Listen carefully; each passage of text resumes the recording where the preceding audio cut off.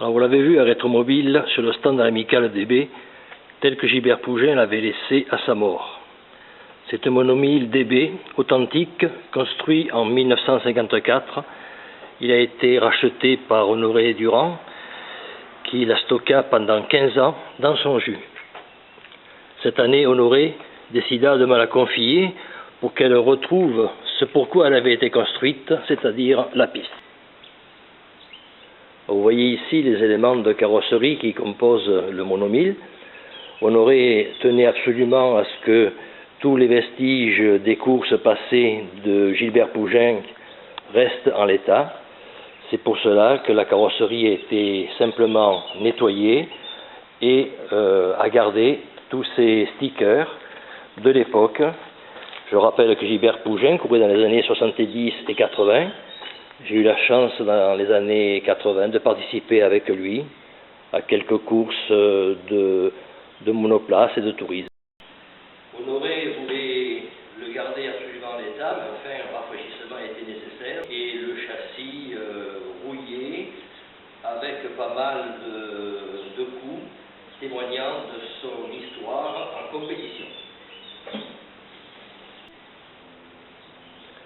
Alors on peut voir ici la ligne d'échappement que j'ai refait en inox avec aux extrémités les deux silencieux achetés chez GT2I, les ceintures de sécurité conformes à la réglementation. Alors on a ici le train arrière du monomille qui se compose par des barres de torsion et des bras tendus avec les amortisseurs télescopiques. Tout a été nettoyé et refait. Les freins ont été changés au niveau des maîtres cylindres et les cylindres de roue.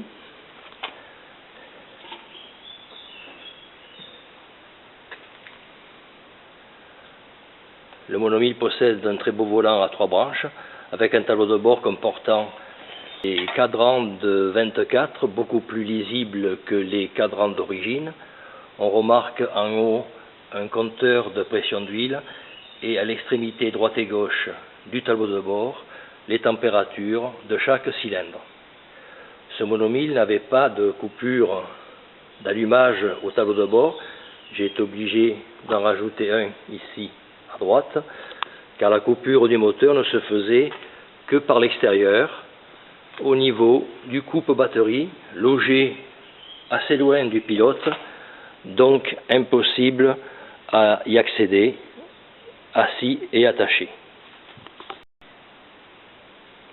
La commande de boîte était cassée au niveau de l'attache à la carrosserie, au châssis plutôt, et elle est composée d'une canne issue des célèbres 4L de chez Renault, avec en bout de commande tout un jeu de petits cardans et de renvoi d'angle qui plonge directement dans la boîte de vitesse.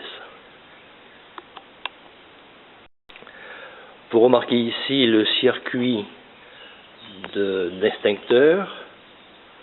J'ai pu loger la bouteille de 2,8 litres entre la cloison pare-feu et le tableau de bord. Les tambours de frein et les jantes ont été grattées, nettoyées et repeintes en noir aux couleurs de Gilbert Pougin, à l'avant comme à l'arrière. Et on remarquera que les jantes sont légèrement décalées par rapport à ceux d'origine et les pneus montés sont des XAS encore en bon état. Alors le châssis a été nettoyé, repeint, il portait encore les stigmates des épreuves passées. Le moteur, je n'y ai pas touché, c'est un 850 simple allumage qui a été développé par Pierre Albert avec l'allumeur en bout de Wacom. Le carburateur est un double corps, il n'y a rien de différent sur les racers d'aujourd'hui. Donc tout est en place, la batterie est branchée, donc on va essayer de la faire démarrer. Pour cela, on a pompé l'essence, on va mettre le coupe-batterie en position on, on va donc remonter le petit interrupteur qui commande l'allumage et la commande se fait par tirette sur le moteur.